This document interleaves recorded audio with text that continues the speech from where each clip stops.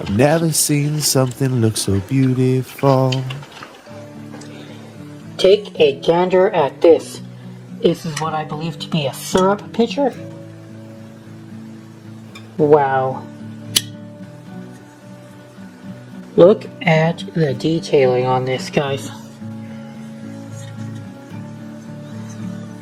This is some of the prettiest silver plate I've ever seen in my life. And we got a bee monogram here. What is this flower? Is this supposed to be... It looks kind of like raspberries, but I don't think it is raspberries. And then you've got a bug here. You got a bee. Oh, and then these concentric circles on the bottom. Definitely aesthetic era. Definitely. And you've got, the name is Reed and Barton. Nope, Wilcox. My bad, Wilcox. For some reason, I thought this was Reed and Barton. Nope, Wilcox. And it's in pretty decent condition. Except that there's a dent here on the foot, or the base here, which kind of sucks, but it's not anything super major. It's just a minor inconvenience, I guess. If you're 80 years old, you're probably not going to be in perfect condition. Same goes with antiques. This is crazy freaking cool. The inside is in great shape as well. Somebody took really good care of this at one point, and it definitely shows. Yours for 85 bucks, I think. I think that's what I'm selling it for. But let me show you guys this. I'm out of my element here. Help me. Help me. I don't know what to do. This is crazy. Look what I have, guys. It's a chocolate pot. It's a chocolate pot. The internet says this is Rococo or Baroque style. Kind of see the Baroque here. I can kind of see that. That's definitely Baroque. The stylized, like almost like a banana. Why did Baroque love these banana shapes? That's what I'm calling it. That's what my heathen, uncultured self is calling this, Baroque banana. And with the Baroque banana, ooh, look at the feet too. Okay, so the marking is right here. It is so small that I cannot make out anything to do with it. So I do not know if I have silver or if I have silver plate, which kind of sucks. So I have this, and this, and then I think there was one more piece. I can't remember what that was. But it came in the same box, and I paid over $3.50 for it. Taking a gamble. Don't get me wrong. This stuff, probably that Art Nouveau teapot I showed you guys earlier. That probably came with the box as well. But altogether, $350 I'm invested in. I took a huge gamble on this, knowing that this could be silver and worth a lot of money. Also knowing that the syrup pitcher, even damaged here, would still be worth quite a bit. And then these teapots, probably $30 each, maybe more, a little more. So you probably got about $150 in plate, other than this chocolate pot. But the chocolate pot is definitely something that I have not seen before. I've not been able to pick one up in this style, and I don't know if this is worth hundreds of dollars. I don't know if it's worth thousands of dollars. I'm completely kind of lost as to who made it, the style. I mean, I told you the style. I mean, I don't know how to date it. Don't know what country it was made in.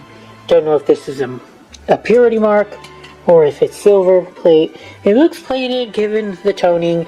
I would definitely say there's a high probability that this is copper underneath this base metal. given that this marking is so small, I'm looking at maybe French, because the French are annoying when it comes to markings. The French are the most annoying country to deal with markings, followed shortly by the British. They're also annoying. But, well, I don't know what to say about it, guys. It's beautiful. And even if it's plated, it's probably a couple $100 worth. So I'm going to be okay with just locking up a large amount of cash while I figure out what the hell it even is.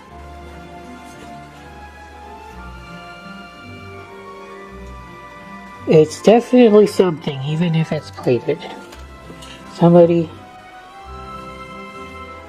did a lot with this. Hopefully you guys will enjoy it. Because I enjoy it. I just feel ignorant. And just in good shit condition. Even the finial. Looks like they did a lot of work and thought into the finial. I don't see a finial this elaborate. Get that curved in and curves out. And looks like a work of art on its own. Just a finial.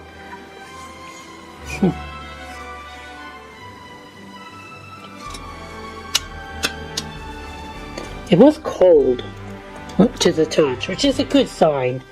Because you want to feel cold silver. I mean, silver that, if it's cold, it's a decent chance it's actually silver. But then again, copper is also could be very thermally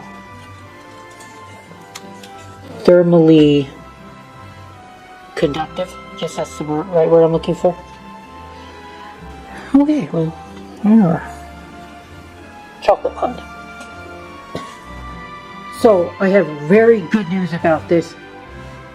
I called it a chocolate pot earlier, but somebody on an online forum corrected me. They said that this is actually a coffee pot. It's not a chocolate pot. A chocolate pot, they said that the finial can open up here where you put in a little stirring spoon or a stick in order to swirl the hot chocolate, but it's actually a coffee pot, and it is ID'd to a Jean-Lucien Ferry, and it was really hard for me to make it out.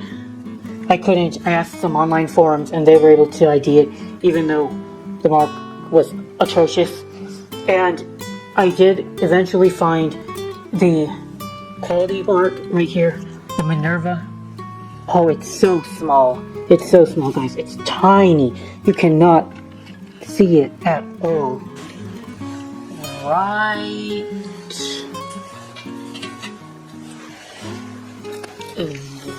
there. Can I see it? Try to zoom in a little bit. What? Oh.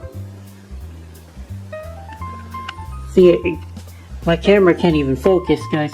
It's a blurry mess. Right. Oh, here it is. There. See it? Oh.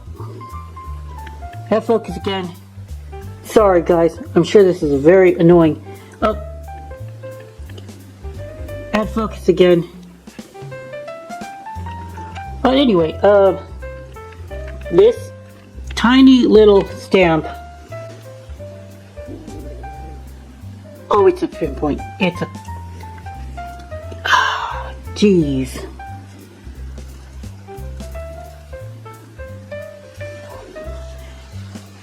This tiny little mark right here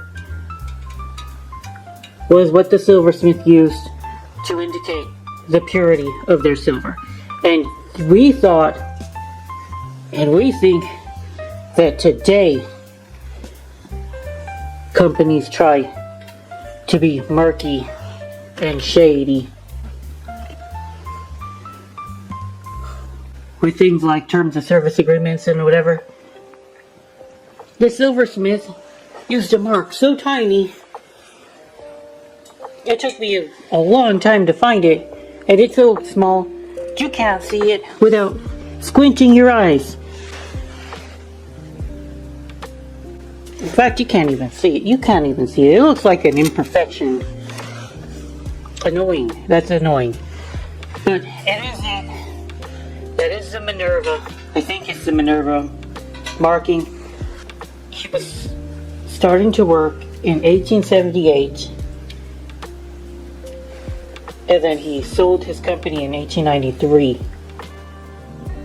Okay. 1878 to 1893. And he wasn't very prolific.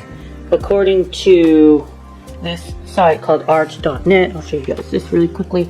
Art.net, we can look at his sales. There are three different lots of his that have come to auction in the past 2 years. So he was not very prolific. Doesn't necessarily mean that it's super valuable, since, you know, obscure artists or obscure makers don't usually have the name behind them to go for the large sums of money that something might go for. But he does have some really, really cool stuff. This was a French, well, obviously it's French, I told you that, it was French, but a dessert stand on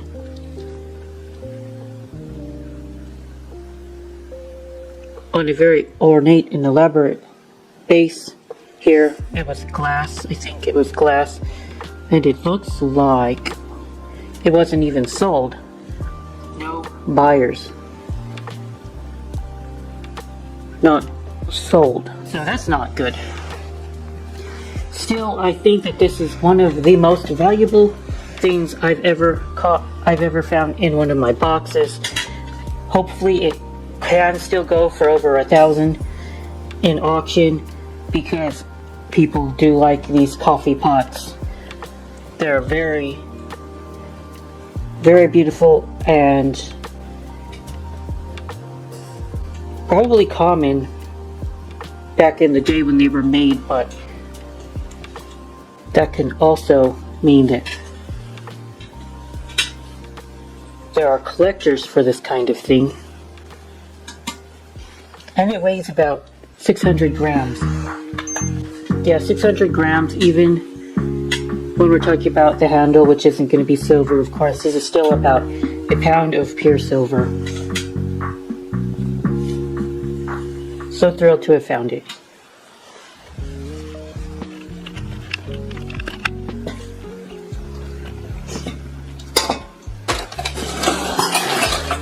Trying to round out the video here. I'm almost done with showing you guys stuff.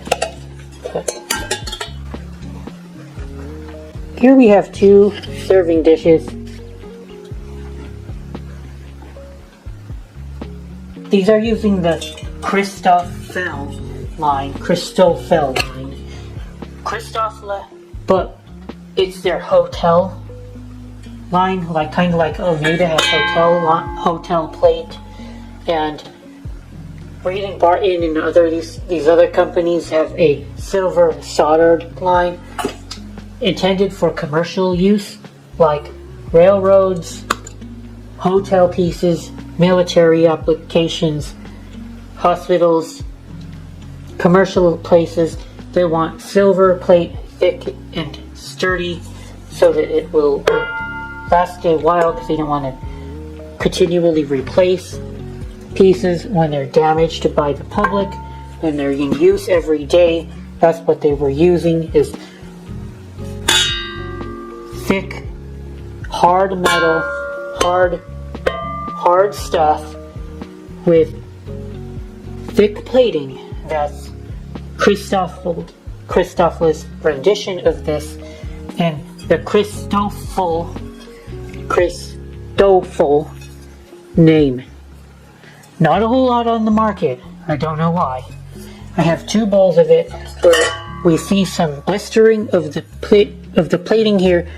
Most likely this is used quite extensively somewhere. I don't know why or who used it, because we don't see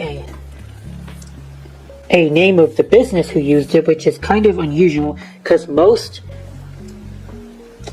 things that were used commercially have the logo or the name attached, but this does not. It's just Cristotel, and the public probably would not have purchased this. They would have purchased something that said Cristotel, L-E instead of E-L. See, difference. I don't know how much to price this. I don't know at all. It's worth something, definitely, but gosh, the buyer is probably going to take a long time to find this. It's so niche. It's so niche, guys. Especially without a business compare. I would have taken anything. I would have taken anything. Any French hotel or something. But we've drawn a blank here. Oh well. Y'all didn't think you could go a video without seeing some silverware, right? I didn't think so. Let me bring it over to you guys. A little while ago I went after this teapot here. I thought that there was a good chance that it could be real, given that we were looking at some dents over here. I like to see denting in silver. It's just easier to dent real silver than plate. But all the marking was that you have a 0,900 here. And when I actually took a look at the piece, I thought that it could definitely be a fake sterling mark or silver mark. Somebody was faking the 900 on the plate and committing fraud. But it was really hard to tell because the tarnish and the toning looked so perfect for real silver. For real silver, right guys? And it does have a little monogram here with a K, and that makes it less likely that it's plated, because it's, you know, you monogram something, oftentimes that person has money. So also, but I didn't like what I was looking at here. It looked like base metal here. Do you see this, guys? This discoloration right there? I didn't like that. It reminded me of brass. And then I looked at this part, and then my heart sunk because it does look like yellow brass again. But apparently, the guys at my local coin shop were willing to accept it as a 900 silver, and they said that it was shooting at 90%. So I was going to take it, but then I wanted to make the video first, so I'll go back there and give it to them, and they can murder it for more funds. I guess what I'm trying to say is that sometimes teapots or silver can confuse me, because I see certain things that I like that make me think that it's potentially real, and then there are some things that I don't like that make me question the authenticity. And then when that happens, it's about 50-50 that I'm right. But so far, I've been right both times when I've seen a teapot and went in a gamble and thought, oh shit, I got had. And I'm in for about $120 on this teapot. And if it's good, it's worth it like $500 in silver. So pretty nice, I suppose. Definitely. It's nuts, though. But I really liked it when I first saw it, though, was the handle here. It looks very, very old school with how they made the handle. I don't know if a plater would have put these little, what are they? They're like nails here to give it stability. I don't think the plate would have needed these. That's what I'm trying to see. And this the profits from this teapot will go towards getting more plate and silver, as it doesn't end. Yeah, the demand is insatiable, guys. What else can I say? The teapot, it checked out for 90% silver, and I let it go. I needed the cash, so I sold it for $549. That went for, I got 85% of the 0.9 purity of the silver price. Mazel tov. I was really concerned about that one. I thought that I got duped. But I gambled on it for about a little bit more than $100, and I won. Anyway. Oh, I destroyed it because I didn't think that there would be any demand for it. Plus, I needed a little bit of liquidity. It was monogrammed, and it was in a bit rough condition. Also, it didn't really have a maker, so it was just like, It was a silver teapot. I don't like that I'm turning it into Silver Eagles and Comex bars and wherever the hell that computer chips and whatever that silver goes into, but oh well. Anyway, I hope you guys are still with me, and I will blabber on about this silverware next time. Thank you. Good Marks Goods out.